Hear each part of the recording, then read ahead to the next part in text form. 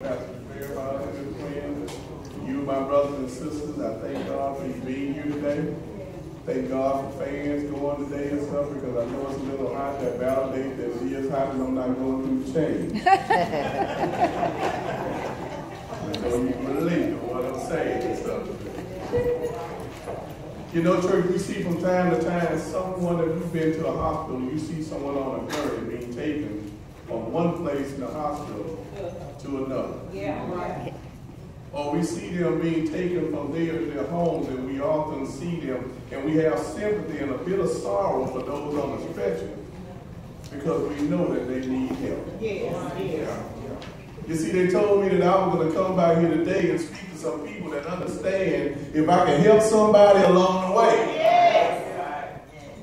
And I know that I'm looking at somebody that needs help. Yes. Yeah. You know, church, we see people, we know that people have been taken the way they need help. But I grant you, you've never seen a person on a stretcher going in the wrong direction. I submit to you today that our country is slowly moving in the wrong direction. It's the work of the missionaries like you that will help to bring this country back to where she needs to be. You see, we've been through a lot of things in 2015.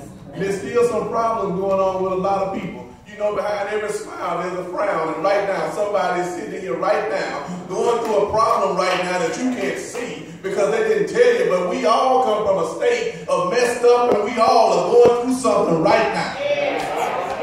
I need to let you know that we all going through something right now. We need people who have hope and have faith and have love and have a willingness to work. Now those four words mean a lot to people because everybody can't get with them. I may be good with the first two, Pastor Dewayne, but those other two, I got a problem with them. You see, we need to understand, if we can really name these four brothers, see, that's the kind of people I want on my team. When I'm on my knees and I can't get up, I need some people that can take me to the Lord right there. When I'm falling and I can't get up, I don't need you to get on the phone and call nobody. I don't need you to get on the internet or put me on blast. I need you to be able to pick me up on the stretcher and get me to the Lord.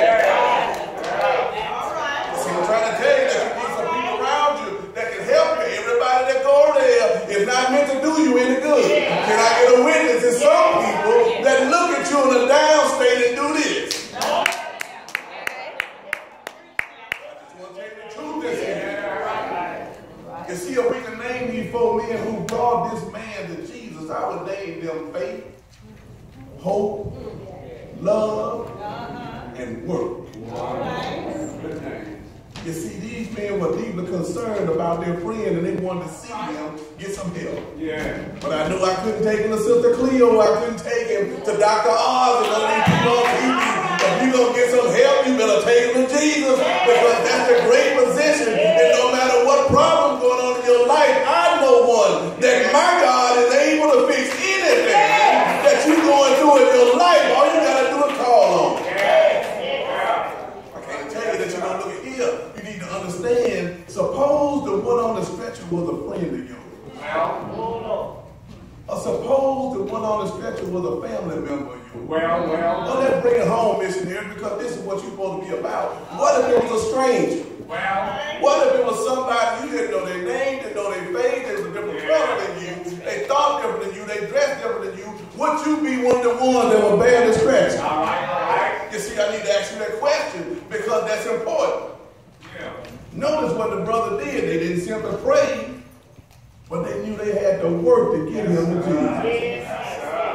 You see, they didn't let a difficult circumstance discourage them. We get discouraged so fast right now. You know what, Pastor? I can't go to church, Pastor, because I had a headache this morning. And I just can't make it there today. And so I can't come to Wednesday night Bible study because I'm feeling a little sick today. I can't come to this. We got excuse after excuse after excuse. But you know what? I need a stretcher bearer that can tell me that you need to get to the Lord's house. Because if you got a problem, I know somebody that can help you. I'm trying to tell you what these brothers were looking at. You see, it would have been so easy for the naysayers and the unbelievers and the doubters and those that didn't believe that would say, we can't get into Jesus today. Why are we going to bother with this? You ever notice how people can turn their back on you like that? We can't get So let's just stop right there. You see, I want you to notice something. In difficult situations, that's when Jesus show up. Yeah. You know what? If they would have took him to Jesus, if he believed in the pastor, Jesus would have showed up by himself. He would have came and said, let me go see about my child. But you see, I put some people around you that can be stretcher bearers. Yes, sir. That can get you to me when you need to come. Yes, sir. You see, look at the dynamics of this scripture. You studied this over and over and over again. But let me give you a jewel this evening. Notice what Jesus did. He looked down. Okay. Notice I didn't say he looked down at him. Yes. He didn't talk down to him. Yes. I said Jesus looked down and he saw a man lying on a bed, and immediately he knew what the heart of the problem was. Yes. It was sin. Yes. Jesus forgive this man's sin. Why? Because forgiveness meets the greatest need. It costs the greatest price. It brings the greatest blessing. And you know what? It has the most lasting results you'll ever see. But how hard is it for us to believe right there? Could you take one of your enemies, for example, that needed to go and see the Lord and be a stretcher bearer and take them to the Lord? Well. I submit to you, missionary, how can they change if you don't get them there? That's right. You need to understand what he's looking at. You see, notice the other thing Jesus did, he looked around. He saw the critics. He saw the haters. He saw the hope killers. And then he saw the messy people on this side. You see, they came to spy on him. They didn't come to do anything. Those people didn't come with open minds, open hearts. They didn't really want to know the truth. They came with critical minds because they were trying to trap Jesus to see if he really was going to do something. But look what he did. He gave all of them front row seats. You see, when your naysayers are there, don't put them in the back of the church. You know, when they come against you, bring them right up. Let them come there and hear something, because that's the only way you're going to be able to get a change in there. And see, the third thing Jesus did, he looked within. Thank God that Jesus is not like us. Thank God that Jesus don't look at my outward appearance and judge me from there, but thank God that Jesus looks upon the heart and see where my heart is, because if my heart is messed up, you can't be a stretcher bearer if you're going to do it. You see, he gave him something to ponder, which is either to heal this man or to tell him he's forgiven. You see, what was done on the outside was just proof of what he did on the inside.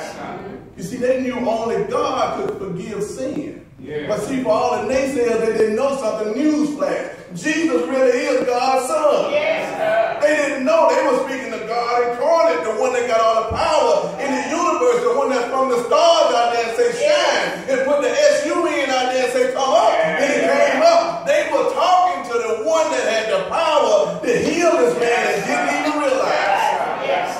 I'm trying to tell you. You see, he didn't have to go in private and did it. Jesus did it right there in front of him. Not only for his friends, but let me give my enemy something too. He did it right there in front of them. You see, what we need to do, missionaries, I want you to focus on these 4 men who brought this man to Jesus. Let me take another way of doing this way to give this to you.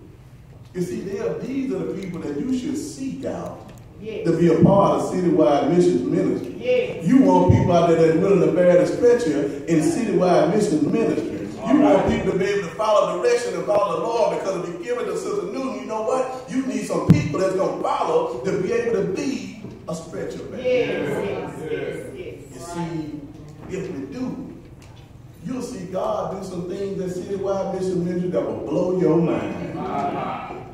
But you can't get there if your mind is closed. That's right. You see, so like these 4 men, while they were all different, plenty of them have faith and hope and love and works. So let me take you down this thing and let me make somebody mad.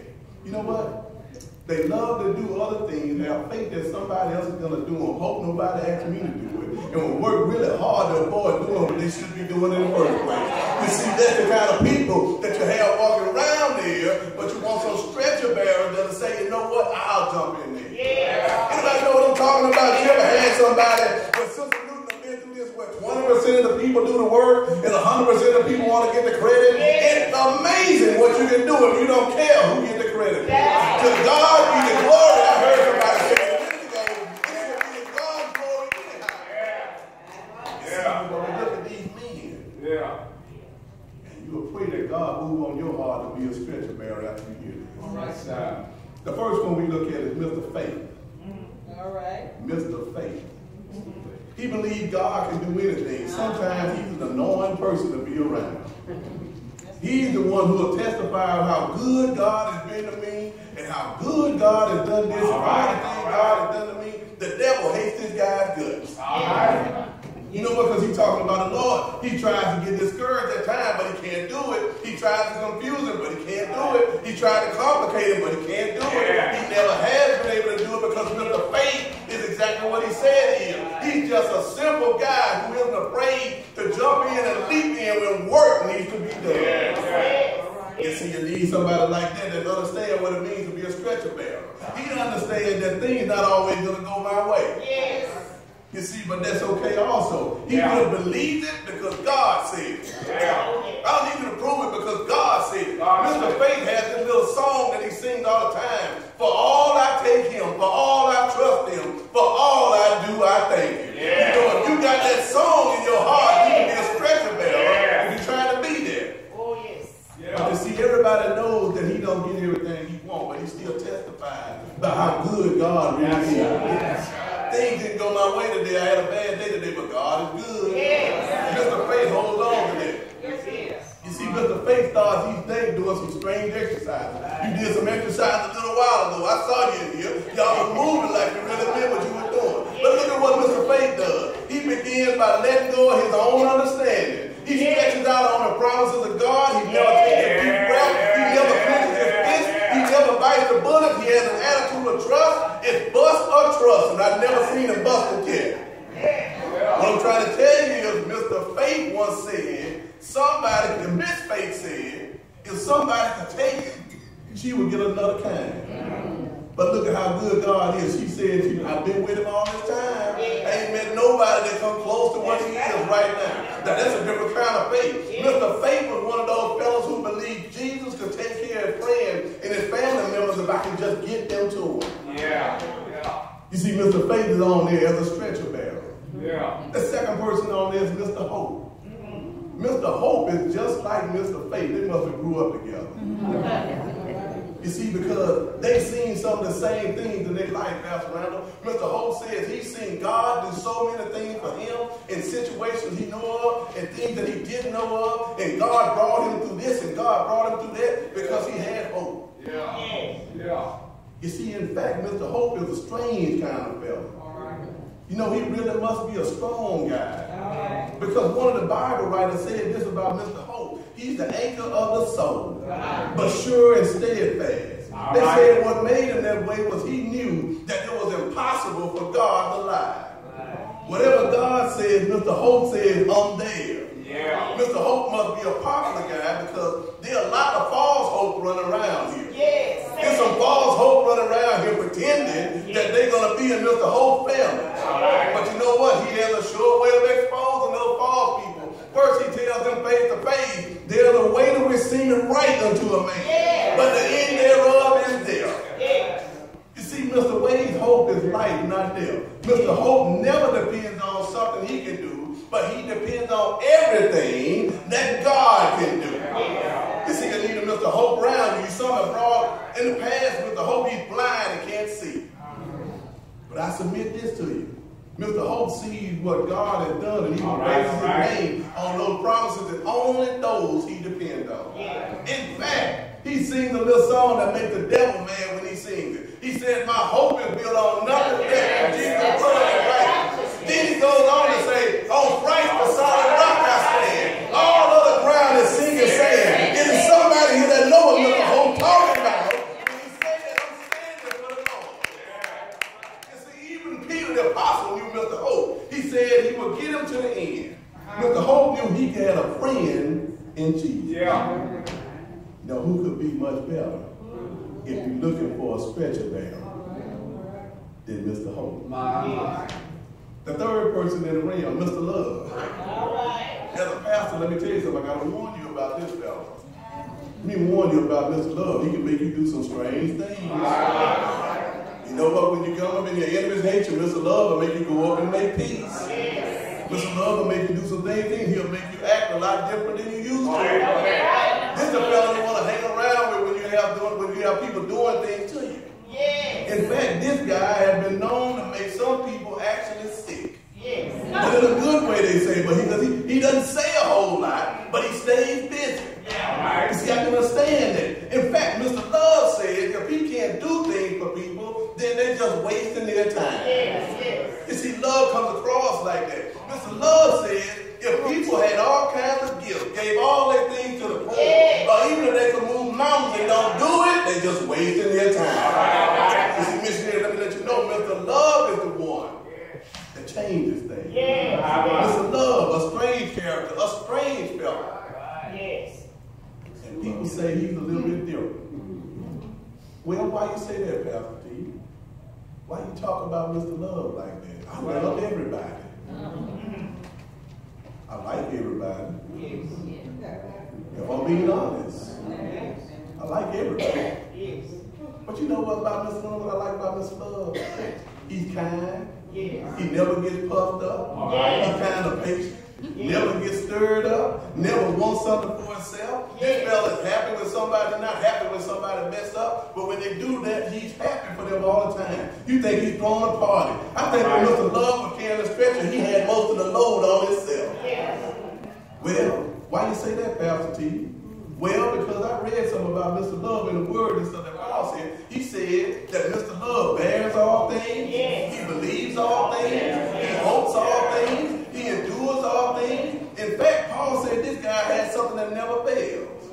And that out of all of those I just told you about, Paul said, Mr. Love is the greatest. You see, I'm on a stretcher bearer. I want Mr. Love on my side. You see, but the last person in that realm is Mr. Work. Oh, boy, that's a bad word. As important as the other people are, Mr. Work seems to be the backbone of the quartet. Mr. Faith, Mr. Hope, Mr. Love could have the greatest ideas in the world. But without Mr. Word, you got problems on your side because you can have good intentions and want to do everything you want to do. Sister Lou, you understand what I'm saying? You can't carry the citywide ministry by yourself. You got to have some people that's willing to lower themselves down and say, I'm willing to do the work when nobody else will. Who said I will in here a little while ago, that I'll go and I'll be the one that will help you do the work. Work hangs around so much with the others, it's hard to tell them apart. But he's his own person, his own self. Mr. Work is showing people what the others are trying to say. But whatever they say, he backs them up. Whatever they need done, he's the first one to volunteer. But he'll be the first one to tell you that he takes orders from the other three. How humble is that? Now, why you say that, Pastor T? Well, the fact is, he works so close with Mr. Faith, they say without him, Mr. Faith would be dead. You see what I'm saying? Can I get a witness on that? Mr. Work is the most visible of the quartet. He's maybe the most colorful of those two. I just know these three other people, when Mr. Work are always there when he shows up. In fact, he don't come with them. He's careful to be there before they get there. In that quartet, there's going to be stretcher bearers that can understand that. Anytime one of these three come up to you and introduce themselves, or Mr. Faith, or Mr. Hope, or Mr. Love, and stop right there, walk away from them. Because if Mr. Work is with them, you know what? Don't believe it, because they're the wrong ones that you're going to follow. You need to understand that Mr. Work hangs around because there's work to be done. In fact, he was the one that the others could take, said, we can take this man to Jesus. All it's going to take is a little work for us to be able to do that. If we can just help this man along the way. But if we can help him, Mr. Work said, if you won't help me, I'll strap him on my back and take him myself. If I got to crawl to get to Jesus with him, I'm on my own to be able to take him there. Because, see, I can bear the stretcher because I know what my Lord did for me. One day, he was all for those things in my life. He gave me the faith that I needed to be able to get through the problems that I was going through. He gave me hope when I was lost in a hopeless situation. He gave me faith to be able to see my way through